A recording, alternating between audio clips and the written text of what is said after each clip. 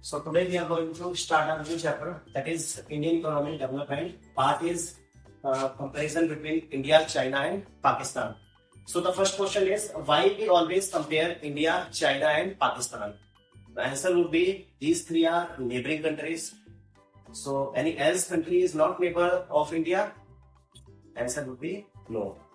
Any other country that is neighboring country of India, but there are some reasons why we are comparing only these three countries. So there are main reasons we will discuss on this video. कि हम लोग क्यों कर रहे हैं इन्हीं तीन countries के बारे में डेवलपमेंट का पार्ट, और कंट्रीज के बारे में भी हो सकता था, लेकिन हम लोग सिर्फ तीन ही कंट्रीज के बारे में डेवलपमेंट स्ट्रेटजीज को क्यों फॉलो करते हैं. तो सबसे पहली चीज जो हम लोगों को देखनी है, जो समझनी है हम लोगों को, वो ये है कि इंडिया, चाइना और जो पाकिस्तान, इन तीनों का ही जो आजादी का, इंडिपेंडेंस का जो समय है वो लगभग ऑलमोस्ट एक पास में ही है. India was independent from British in 1947. 1947 में अगर हम लोग बात करें तो इंडिया अपना आजादी का दिन कब मनाता है?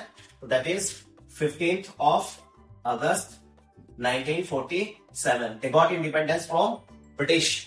सेम ऐसे पाकिस्तान जो था, इंडिया और पाकिस्तान दोनों एक ही थाली के झंडे बनते. अब यहाँ पर क्या था कि इन्होंने भी अपना जो इंडिपेंडेंस मिला, इनको किससे मिला? ब्रिटिश से ही मिला. और ये जो ब्रिटिश थे इनको दे करके तो गए, और इसके रिवॉर्ड में क्या मिला? इंडिया और पाकिस्तान तो अलग अलग कंट्रीज बन गई. तो इंडिया अपना इंडिपेंडेंस सेलिब्रेट करता है ऑन 15th of August 1947, और वहीं पाकिस्तान जो है वो अपना एक दिन पहले 14th of August को सेलिब्रेट करता है अपना इंडिपेंडेंस. तो दोनों का एक ही आसपास में है. अगर हम लोग बात करते हैं चाइना की, तो चाइना में रिपब्लिकन ऑफ चाइना की का फॉर्मेशन हुआ था 1949 में. ठीक है. तो इन तीनों ही कंट्रीज का अगर हम लोग बात बोलेंगे, डेवलपिंग जो पाथ है ऑलमोस्ट एक पास में ही स्टार्ट हुआ था. दैट्स वाई हम लोग तीनों ही कंट्रीज को कंसिडर करते हैं. अब देखो, अगर हम लोग बात करते हैं कि तीनों ही कंट्रीज के डेवलपमेंट प्लानिंग की, तो डेवलपमेंट प्लानिंग का मतलब क्या हुआ कि जो हम लोगों ने 5-year प्लान्स स्टार्ट करे थे, तो वो जो 5-year प्लान्स थे उनको हर कंट्री ने ये लगभग आसपास में ही स्टार्ट किया था.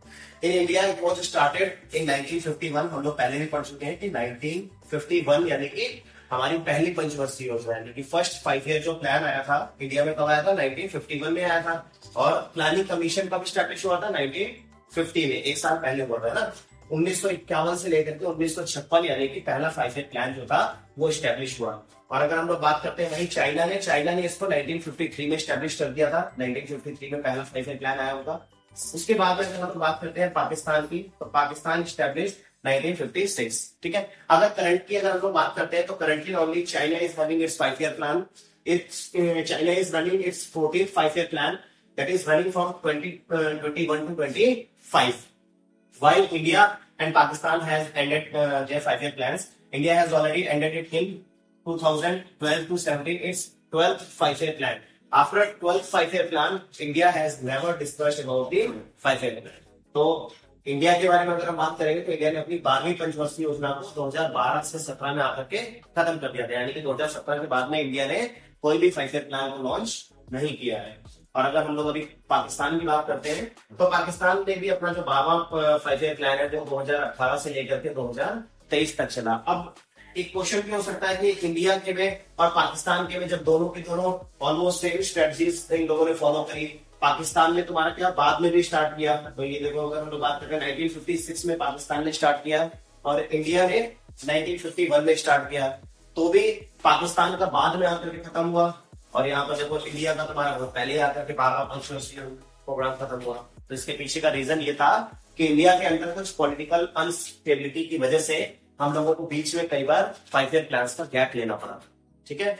और कई बार हम लोगों को बीच में 5-year प्लान की जगह पर 1 year के प्लान्स भी लॉन्च करने पड़ते हैं. तो जिसकी वजह से हम लोग इसको बोलते हैं, इसको प्लानिंग हॉलीडे में भी कंसिडर करते हैं. इसी वजह से जो इंडिया का 5-year प्लान है वो 12 से 17 तक चला है, और इनका थोड़ा सा आगे की तरफ कुछ. ठीक है. तो 2 रीजन हो गए हमारे कि सेम कंपैरिजन भी करते हैं. थर्ड रीजन में अगर हम लोग आ जाते हैं, तो थर्ड है Reliance of public sector. Reliance on public sector. जब तीनों ही कंट्रीज ने अपना डेवलपमेंट का पाथ स्टार्ट किया था, तो तीनों ही कंट्रीज ने अपने मेन मोटो में पब्लिक सेक्टर को एक मेन जगह दी थी कि we will start growing our country with the help of public sector as well. तो यहाँ पर इन लोगों ने तो शुरुआत की थी कि इंडिया ने भी सबसे पहले स्टार्ट किया पब्लिक सेक्टर को मेन सेंटर पॉइंट रख करके, चाइना ने भी मेन सेंटर पॉइंट रख करके स्टार्ट किया, और पाकिस्तान ने भी सेंटर पॉइंट किसको दिया?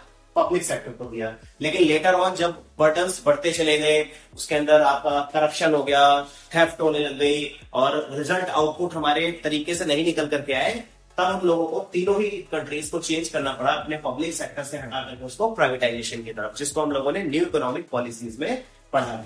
ठीक है। और न्यू इकोनॉमिक पॉलिसीज के बारे में भी जब लगातार पढ़े रहे तो ये भी सुन लेते हैं कि चाइना ने तो जो न्यू इकोनॉमिक पॉलिसी थी वो अपने आप ही लॉन्च कर दी थी, लेकिन पाकिस्तान और जो तुम्हारा इंडिया था इन्होंने आउट ऑफ बर्डन इसको लॉन्च किया था। अभी एक प्री बोर्ड में क्वेश्चन भी आ गया था कि Pakistan has launch its 5 year new economic policy out of burden. So वहां पर हम लोगों को समझना पड़ेगा कि आउट ऑफ बर्डन का क्या मतलब था। मैंने भी पहले बताया था आप लोगों को कि जैसे ही हम लोगों ने अपना ग्रोथ का पीक स्टार्ट करा, हमारे पास में एक टाइम 90s में ऐसा आया जब हमारे पास में सिर्फ एक हफ्ते का फॉरेन रिजर्व बचा हुआ था। जब हम लोगों ने IMF से ये बोला कि हम लोगों को और foreign reserve as a loan चाहिए, तो उन्होंने हमारे पास में एक समझौता रखा कि हम लोग आप लोगों को लोन तभी देंगे जब आप अपनी इकोनॉमी को क्लोज्ड इकोनॉमी से ओपन इकोनॉमी में कन्वर्ट करोगे। ये वही समय था जब हम लोग न्यू इकोनॉमिक पॉलिसी को अडॉप्ट कर रहे थे। तो इंडिया और जो सेम ऐसे यही हाल रहा तुम्हारा पाकिस्तान के साथ में, पाकिस्तान ने भी यही किया था। पाकिस्तान के साथ में भी आउट ऑफ बर्डन लोगों को IMF की प्रेशर में आकर के उन लोगों को अपनी इकोनॉमी को ओपन इकोनॉमी में कन्वर्ट करना होता है। तो ये ध्यान रख लेना होता है कि ये तीनों ही जो सेक्टर्स थे, जबकि चाइना एक ऐसा कंट्री थी जिसने अपने आप ही जानबूझ करके ही अपनी कंट्री के लिए इकोनॉमिक रिफॉर्म्स जिसको हम लोग बोलते हैं उनको ऑटोमेटिकली उन्होंने स्टार्ट कर दिया था। ये रिफॉर्म्स इंडिया और पाकिस्तान ने आउट ऑफ बॉर्डर स्टार्ट किए थे। फिर अगर हम लोग बात करते हैं बेटा कि ये 1980s तक आते आते ऑलमोस्ट जो हम तीन लोगों ने अपनी जो पॉलिसीज स्टार्ट की थी ऑलमोस्ट एक जैसी पॉलिसीज थी। 1980s आते आते ऑलमोस्ट हम लोगों की जो डेवलपमेंट की ग्रोथ थी वो भी लगभग सेम थी। लेकिन टाइम बढ़ते बढ़ते क्या हुआ कि हमारी जो डेवलपमेंट की ग्रोथ थी, चाइना उससे बहुत ज्यादा आगे निकल गया। सेकंड नंबर पर अभी हमारा इंडिया रहता है और अभी अगर हम लोग देखेंगे तो थर्ड नंबर पर पाकिस्तान रहता है हमारा।